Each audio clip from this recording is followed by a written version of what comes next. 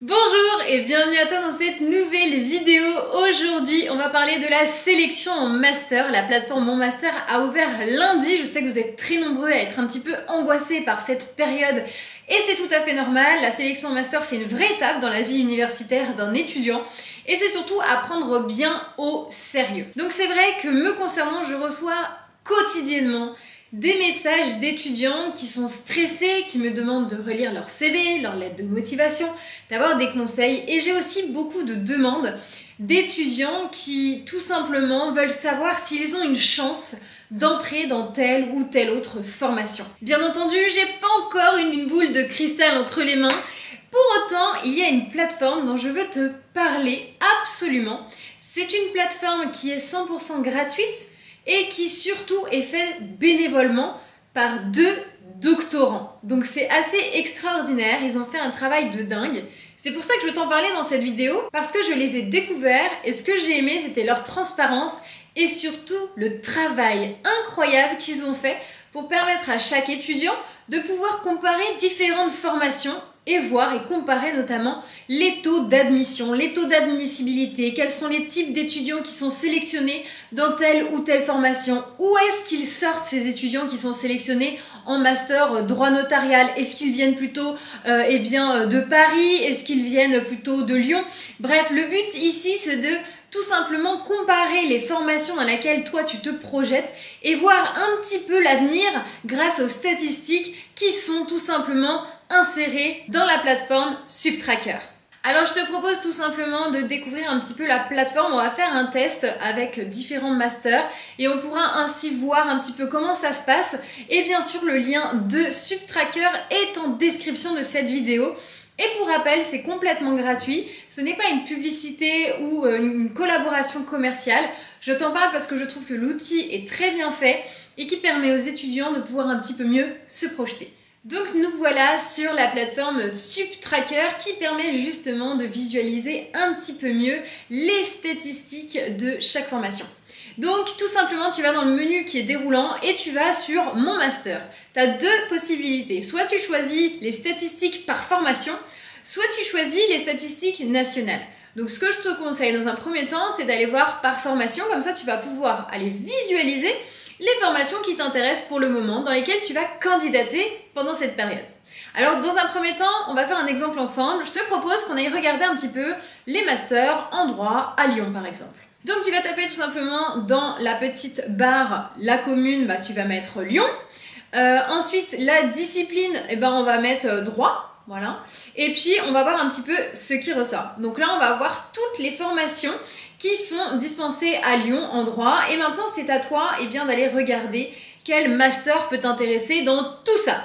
Donc on va prendre un petit peu au hasard un master qui peut nous intéresser. Donc par exemple là j'ai un master en droit de l'immobilier. D'ailleurs dans la barre de recherche, si on avait marqué ici immobilier, hop, on voit tout de suite qui ressort. Donc tu peux tout simplement chercher la mention de master qui t'intéresse. Donc choisissons droit de l'immobilier. Donc on est dans la plateforme, ça y est, on a le master droit de l'immobilier donc de Jean Moulin Lyon 3. On sait que c'est cette université à Lyon qui dispense cette formation.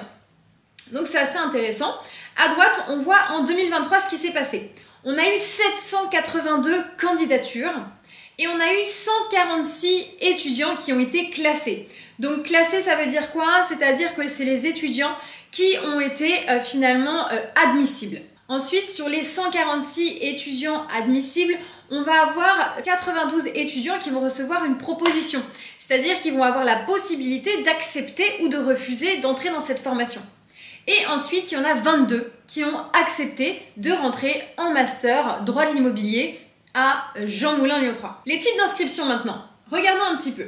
Alors, en vert, on va avoir les étudiants notamment qui sortent d'une licence générale. Ça, c'est intéressant notamment pour les étudiants qui ont par exemple dans leur bagage un DUT, un BUT ou une licence pro. Ensuite, on va avoir un étudiant en rose qui sera issu déjà d'un master. Donc c'est-à-dire qu'il a déjà fait un master et puis qui bifurque dans un autre master, donc droit de l'immobilier, pour des raisons qui sont les siennes. Ensuite, on va avoir en jaune les étudiants qui sortent de licences professionnelles. Donc par exemple, les licences professionnelles, tout simplement en immobilier certainement. Donc là, on voit qu'il y en a 4 des petits bonhommes. Et puis en bleu, c'est les non inscrits, donc c'est-à-dire qu'ils ne font pas partie des licences générales, des masters ou encore des licences pro. Donc voilà, ces données, ça peut être intéressant. Et ensuite, l'établissement d'origine. Ça, c'est super intéressant parce que pour toi, ça peut te permettre de te projeter. Donc en vert, on va avoir 39% des étudiants qui sont issus de Jean Moulin Lyon 3. En jaune, on va avoir les étudiants qui sont de la région, mais qui ne viennent pas de la même académie. Donc là, on va avoir 10% d'étudiants qui ont reçu une proposition. En bleu, on va avoir les étudiants qui sont du ressort de l'académie, mais qui ne viennent pas de Jean Moulin Lyon 3. Donc là, on a 16%. Et ensuite, il y a 35% des étudiants qui ont reçu une proposition pour entrer dans cette formation et qui sont hors de la région. Donc c'est assez étonnant. On voit que le taux est quand même assez élevé et c'est assez surprenant parce qu'on a l'habitude de dire que la majorité, une grosse majorité, généralement 60-70% des étudiants qui sont admis dans un master sont issus du même établissement. Ici, ça prouve bien que c'est pas forcément le cas, donc ça peut te rassurer. Et ensuite, tu vas avoir tout un panel sur le positionnement de la formation parmi les autres formations de la même filière. Donc ça, tu as pas mal d'indicateurs qui ont été recensés. Donc, c'est à toi ensuite de te balader pour voir ce qui t'intéresse, évidemment, dans tout ça. Mais il y a pas mal de données qui vont te permettre, évidemment, de te projeter un petit peu, dans ta sélection en master. Donc là, ici, on a fait vraiment, une mise en situation sur le master droit de l'immobilier de Jean Moulin Lyon 3. Mais rien ne t'empêche, évidemment, d'aller regarder les autres masters, d'aller regarder, encore une fois, combien il y a de candidatures. Et puis, généralement, d'où viennent ces étudiants? Est-ce qu'ils viennent de la même université? Est-ce qu'ils viennent pas de la même université? Est-ce qu'ils viennent de la même académie? Enfin bref, ça permet quand même d'avoir certaines données et d'avoir pas mal d'informations sur la sélection même des candidats dans la formation que tu projettes. Donc en tout cas, en ce qui concerne SudTracker, je trouve ça assez bien fait. Il y a pas mal d'informations. Évidemment, la plateforme a sorti son outil il y a 2 jours. Donc il y a des améliorations qui vont évidemment permettre une meilleure fluidité encore de tout ce qui est donné, parce qu'il y a beaucoup de choses. Mais en tout cas, en tant qu'étudiant, ça permet vraiment d'avoir une vision plus nette de la sélection master, comment ça se passe et qui sont les étudiants qui sont sélectionnés.